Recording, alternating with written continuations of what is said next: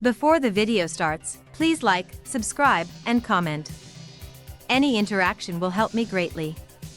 My goal is to reach 1,000 subscribers by January 2026. And also please watch until the very end, it's the least I ask for, thank you. Sayaka Maizono is one of those Danganronpa characters that still divides fans to this day. Some people see her as manipulative, a snake who used Makoto and tried to twist the game to her advantage. Others see her as a scared, desperate girl just trying to survive an impossible situation.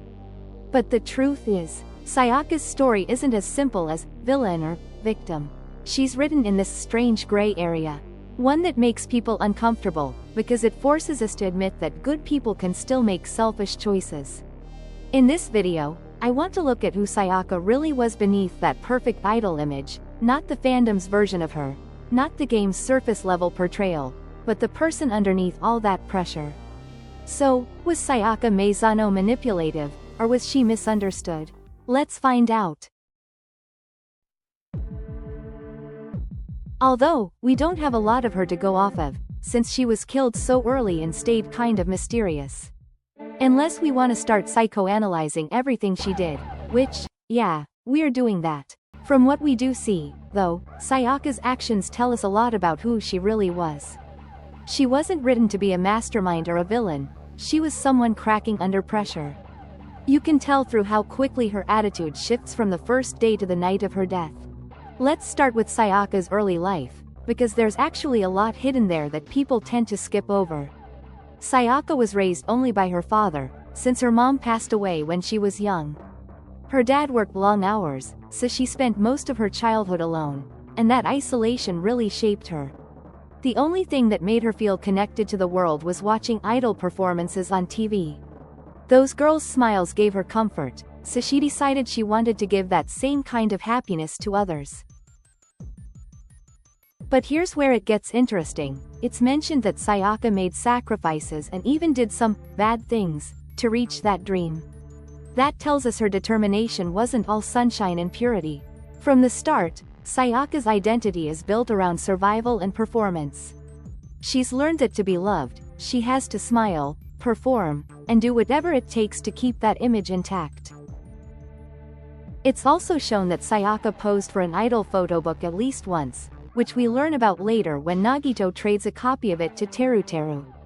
The book apparently contains photos of her in revealing outfits, and it's likely one of the bad things mentioned that she did in order to achieve her dream.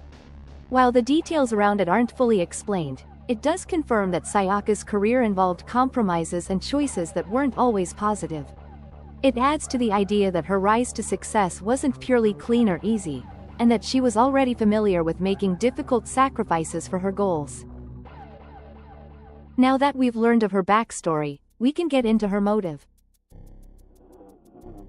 As an incentive to commit murder, Monokuma gave each student a DVD that showed something happening to their loved ones outside the school. Sayaka's video showed the other members of her idol group lying on the floor, either dead or unconscious.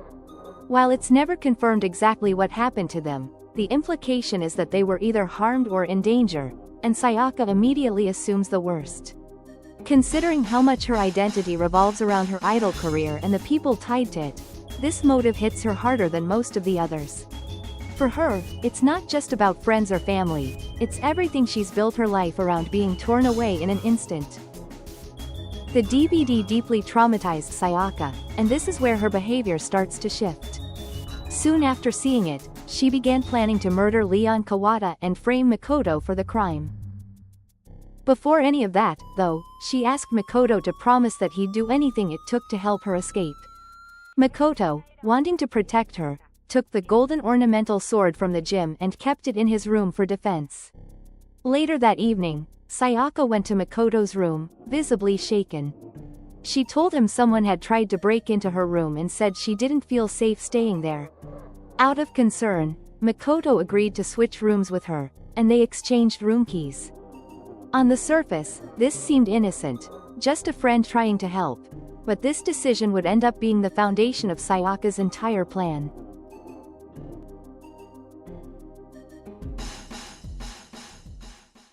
Unknown to Makoto, Sayaka secretly switched the nameplates on their dorm room doors, making it look like his room was hers.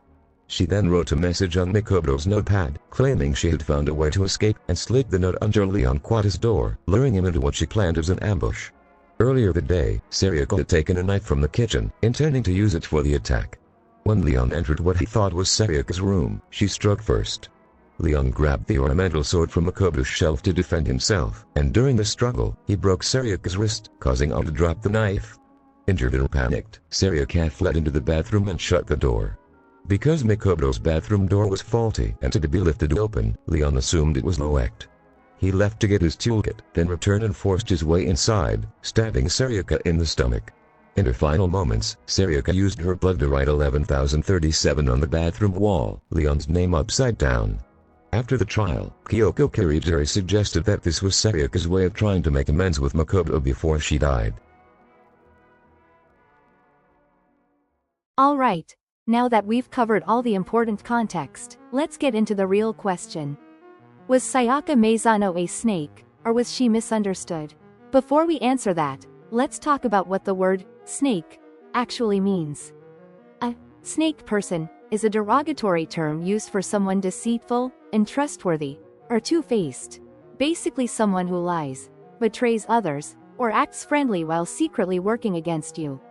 The idiom, snake in the grass, specifically refers to a hidden enemy who betrays your trust when you least expect it. So, when people call Sayaka a snake, they're essentially saying she was manipulative and backstabbing. That she used Makoto's kindness to get what she wanted, then tried to frame him for murder. But, does her situation actually fit that definition? That's what we're breaking down next. When people call Sayaka a snake, they're not pulling that out of nowhere. There are a few key things in Chapter 1 that make her seem manipulative or deceitful. First, she used Makoto's kindness to her advantage.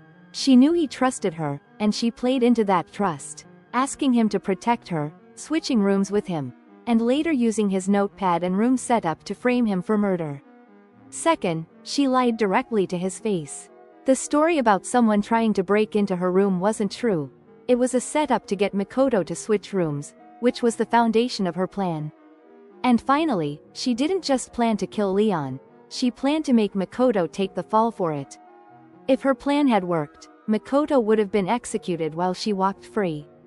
That's where the snake label really comes from: deceit, betrayal, and self-preservation at someone else's expense.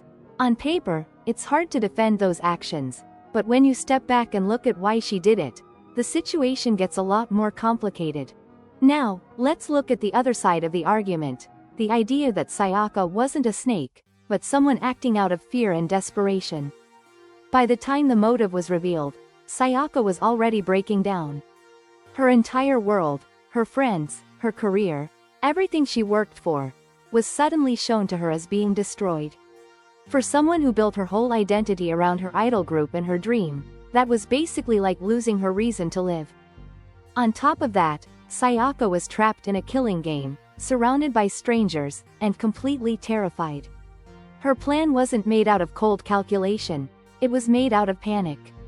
She didn't want to kill Leon specifically, she just wanted a way out. When she tricked Makoto into switching rooms, she wasn't doing it out of hatred or cruelty. She saw him as her safest option, someone she trusted to protect her. And in her mind, switching rooms probably felt like a small thing, not realizing how badly it would backfire. Even her final moments show some level of remorse. The message she wrote in her blood, 11,037, was her way of exposing Leon as her killer. But Kyoko later suggests it was also her way of apologizing to Makoto, acknowledging what she tried to do. That doesn't erase her actions, but it shows she knew she went too far.